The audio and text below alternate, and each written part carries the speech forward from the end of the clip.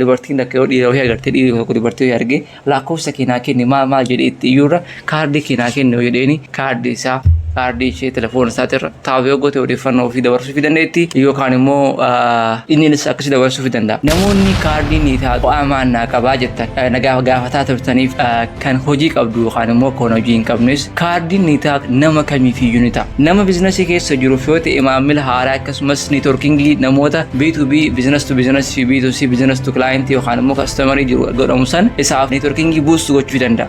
Namni biraa immoo kan hojii hin qabne jireenya isaa keessatti kan hojii hin qabne hin jiru. Namni biizinasa dhuunfaa qabaachuu baatus qaxaramee dalagamu isaa waa hin oolle jechuudha. Gaafa qaxaramee dalagamu namni poozishinii guddisuu barbaada, namoota wal baruu barbaada, waan haaraa jalqabuu barbaada. Neetworkingii dhimma hawaasummaa irratti, dhimma nageenyaa, dhimma maatii irratti, even namni dubartii haaraa wal baruu jaalallee isaa ta'e yookaan immoo namni dhiirri ta'e even namni dubartii fakkeenyaaf namni karatti wal baree dubartiin akka yoo dhiira wayii agartee dhiirri tokko dubartii wayii argee lakkofsa keenyaa kenni maal jedhee itti iyyuurra kaardii keenyaa kenni yoo jedheeni kaardii isaa kaardii ishee telefoon isaatirra taa'ee yoo goote odeeffannoo ofii dabarsuu dandeetti yookaan immoo innis akkasii dabarsuu danda'a. Gama biraatiin immoo nama wayii wal agartanii jennuuti shamarree yookaan immoo dhiira haa jennu karaa irratti wal barattanii odeeffannoo keessan isin gaafate lakkoofsa bilbilaa nama san lakkoofsa bilbilaa kennuuf hin barbaadan garuu immoo isin wal barachuu keessaatiif yookaan akka isin wajjin xiqqoo isii kominikeeshinii uumuu barbaadan garuu sadarkaa lakkoofsa bilbilaa kennuuf yookaan immoo iimeela waatsaappii telegiraama kennuuf hin barbaadan maal gochuu dandeettan niitaa aksanii furmaata qaba.